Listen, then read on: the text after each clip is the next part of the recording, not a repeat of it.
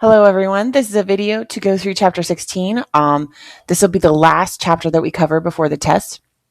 And in this chapter, we're going to talk about pricing and different strategies companies use in an international landscape to make sure that they are reaching their target market.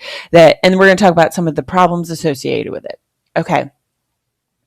So why is pricing so difficult? There's a lot of things that go into pricing.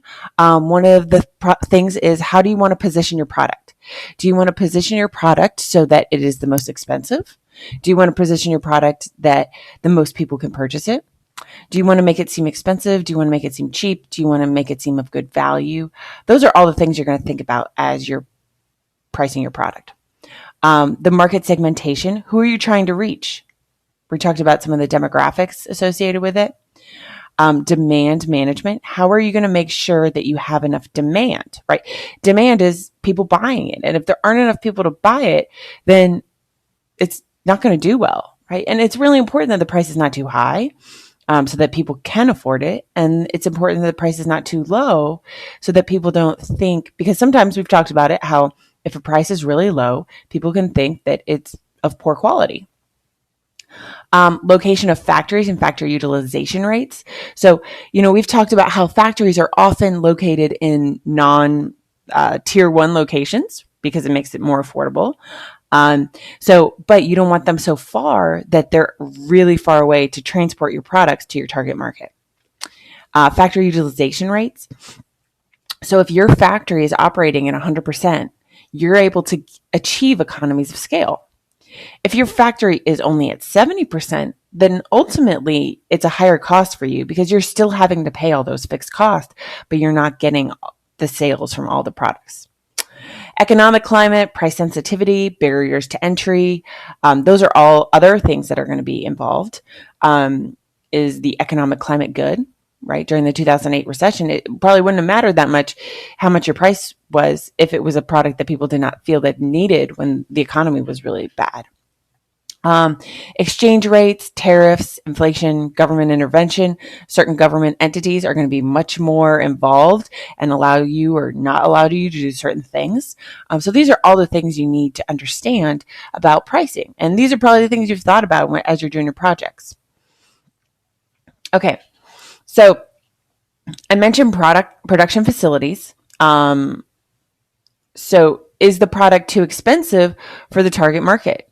Here in the US, if a product is sold for $5 USD, that may be too expensive for other parts of the world. Okay. And then it's very difficult to keep track of costs. And there's a couple reasons for this, but you got to remember that the products can be assembled in one place, sold all over the world, right? That's the case with many computer products, right? They're often made in China and Southeast Asia and sold all over the world, right? So that's one part. And then the other part is you could be manufactured in multiple countries, right? And then just think if you're an accountant for a Dell computer that's made in many different places because you can't get the staffing to make all of it in one place. It could be very, very difficult to know how keep track of your cost. Okay. All right. So competition. Okay. So if you're, we talked about competition, and if your competition is really stiff, it can make it very difficult for you. And how are you going to adjust your pricing if the competition is really stiff? Okay. And then the last thing I want to talk about is, if you're, say, a company like Pizza Hut, McDonald's, how difficult would it be for someone to come up with a copycat product of yours, right? So a Pizza Hut competitor, I could just come up with a pizza shop, sell pepperoni pizza, sell it, undercut Pizza Hut's price. And if the pizza's good, are people going to go to Pizza Hut? Maybe not. All right. Gray markets. We talked about those. We were talking about the lower price in one market and you sell it in a more expensive market. And we were talking about the baby formula in the Netherlands. So gray markets, parallel imports, distribution systems that are not authorized by the manufacturer. So they're used to divert products from low price markets to the higher price markets. Okay. So you get the profit, the diverting party, the party that's moving it gets the profit. Dumping. So we talked about dumping a while back where you would, for example, steel in Russia, and Russia would sell the steel to Russians for a higher price than they would sell it to the US. Okay.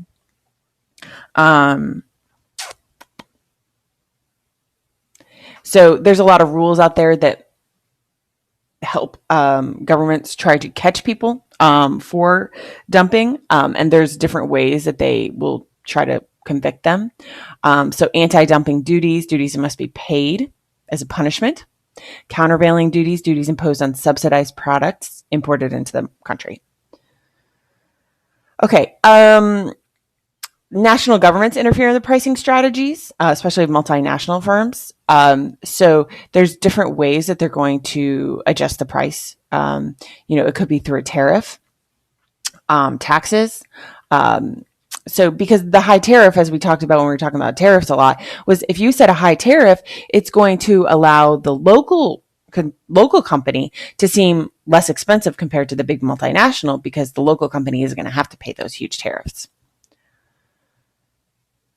Transfer pricing. So a pricing strategy used in intra-firm sales, so between the company, for commercial transactions between units of the same corporation, okay, within or beyond the national borders of the parent company. Okay.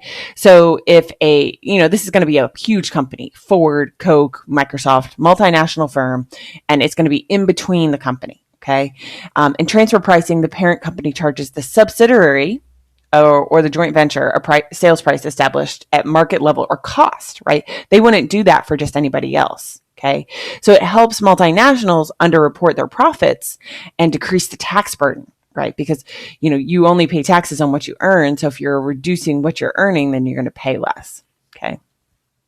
The price of protectionism, protecting, tariffs are a form of protectionism, and protectionism adds to the final price paid by consumers.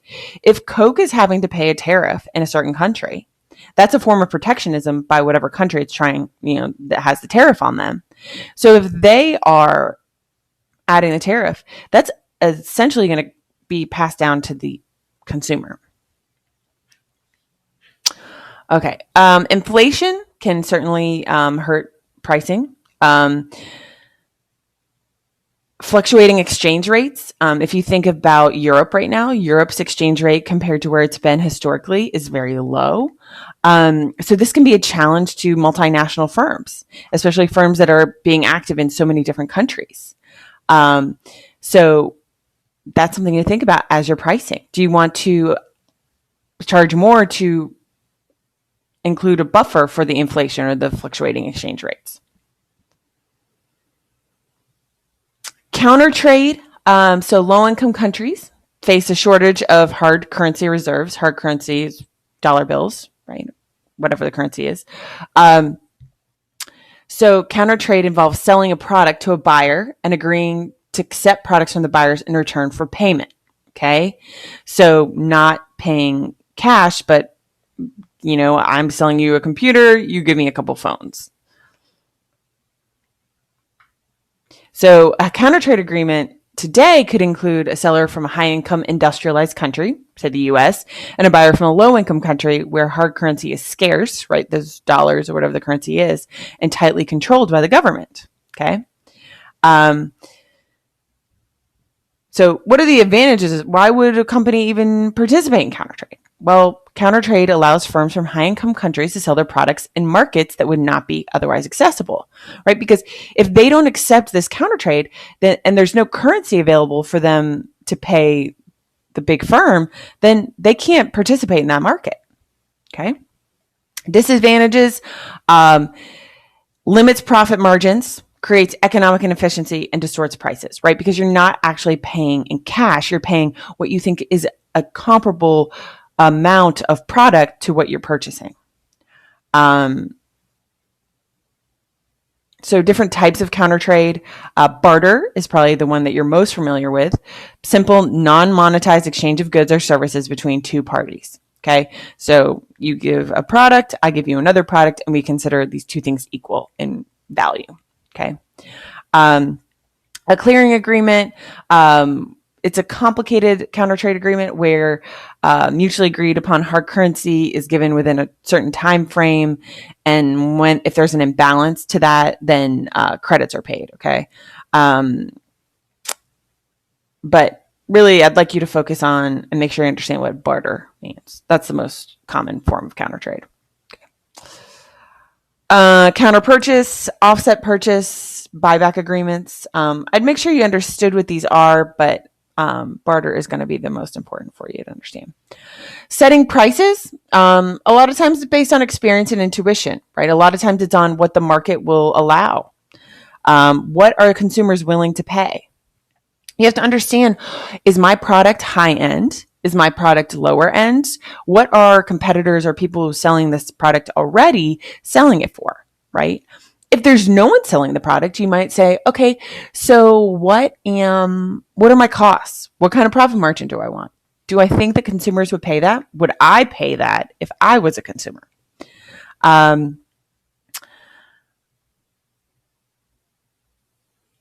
Prices are higher in the home market, so lower labor costs in the international market, strong local competition in the international market, lower buying power of host country consumers, right? So in non-home country places, there's lower buying power, right? If you think about the buying power here in the US versus India, the US has higher buying power.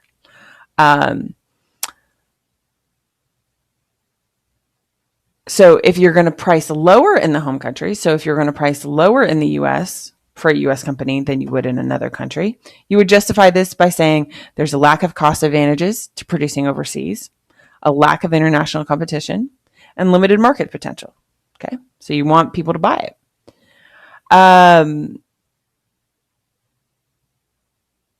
Standardized versus local pricing. Okay, so local pricing.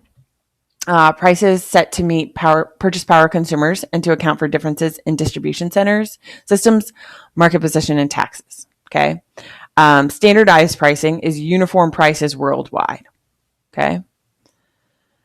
Penetration pricing, price lower than competitors to quickly penetrate the market. Okay. So in this situation, in penetration pricing, you want people to purchase your product, right? So you might price it lower than your competitors, because if it's lower, people might say, okay, I'll give that a try. And if it's lower, more people will buy it. And once they buy it the first time, then maybe they're hooked and they keep buying it. Pricing above competitors' prices when competition is minimal. So pharmaceutical companies do this a lot, right? Because if they've created a new drug, A, they're trying to get all their money back that they spent on research and development. B, they want to, there's not a lot of competition for that drug at that point, usually. So they're going to charge you really high prices. So that's skimming. Okay, that is it. We're going to cover this in class a little bit on Tuesday as well, and then we'll do a test review. But I have highlighted the important things that you need to know. So I hope you found this helpful. Have a good day.